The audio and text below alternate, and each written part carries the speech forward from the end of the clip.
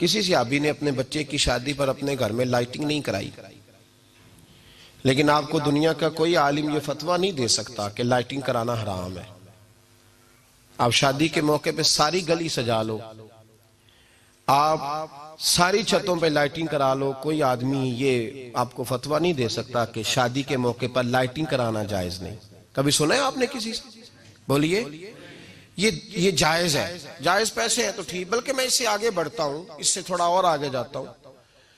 حضرت عائشہ صدیقہ رضی اللہ تعالیٰ عنہ فرماتی ہیں میرا جو کمرہ تھا نا جس میں میں حضور کے ساتھ رہتی تھی اور ایک لمبا زندگی کا عرصہ گزارا، اس میں 3 آدمی سو سکتے تھے، چوتھے کے لیے جگہ ہی نہیں تھی، اور کچا تھا، کھجور کے تنے کھڑے کر کے اس پر کھجور کے پتوں کی چھت ڈالی گئی تھی۔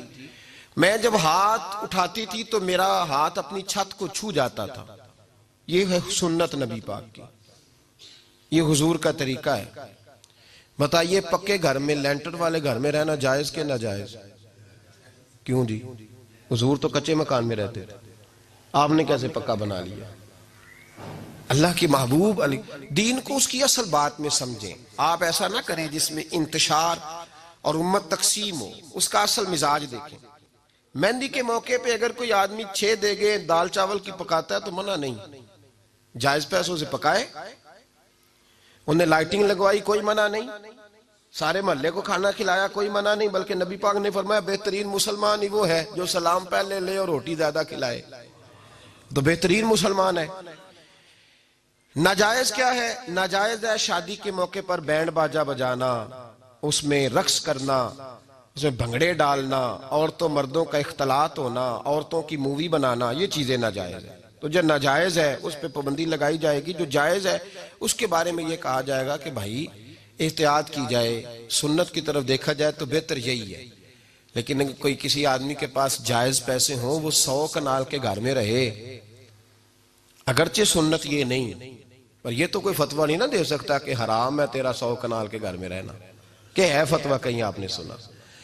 تو ہمارے ہاں تکلیف کا معاملہ یہ ہے۔ دیکھیں میرے بھائی، کسی بھی صحابی نے، بڑے درد کے ساتھ بات کر رہا ہوں اور یہ میرا درد ہے، میں درد سے اپنے دل کو، اپنے ایمان کو حاضر ناظر کہہ کے بات کر رہا ہوں۔ امت بٹ جاتی ہے ہر موقع پہ یار، ہر جگہ ہی تقسیم ہو رہی ہے امت مسلمہ، ہر روز کچھ نہ کچھ فتوے ایسے مل جاتے ہیں جس میں دراڑیں پڑتی ہیں۔ کسی صحابی نے کسی مسجد کے اندر اشتہار چھپوا کے، اعلان کرا کے درس قرآن کرایا ہے کبھی؟ سیرت النبی کا جلسہ، ختم بخاری، مدرسے کا دستار فضیلت کا جلسہ، آپ نے اشتہار پڑھے ہیں نا یہ سارے مکاتب فکر کے، ہوتے ہیں کہ نہیں ہوتے؟ کسی صحابی نے اس طرح، وہ تو روز درس قرآن دیتے تھے، لیکن اس طرح اشتہار چھپوا کے، پوسٹر لگا کے، اور مصر سے کسی صحابی کو اسپیشل بلوا کے یا یمن سے بلوا کے مسجد کے اندر کبھی درس قرآن کے اجتماعات کرائے، سیرت النبی کے جلسے، ختم بخاری کے؟ او بھائی یہ ساری چیزیں حضور کے صحابہ کی سنت سے مروجہ انداز میں ثابت نہیں۔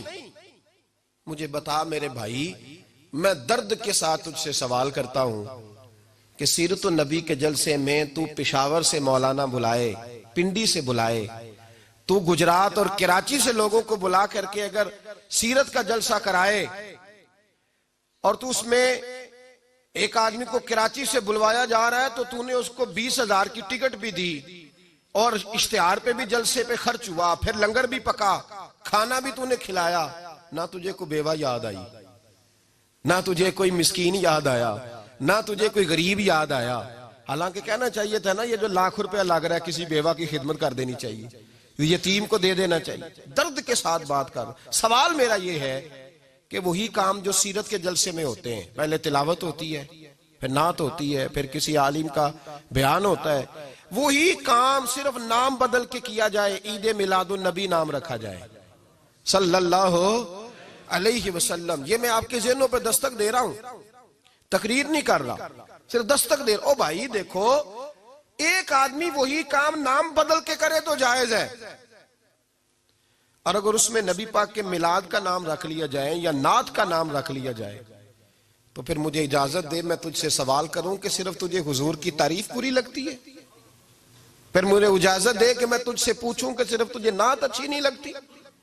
پھر مجھے اجازت دے کہ میں تجھ سے پوچھوں کہ تجھے صرف رسول اللہ کے قصیدے اچھے نہیں لگتے؟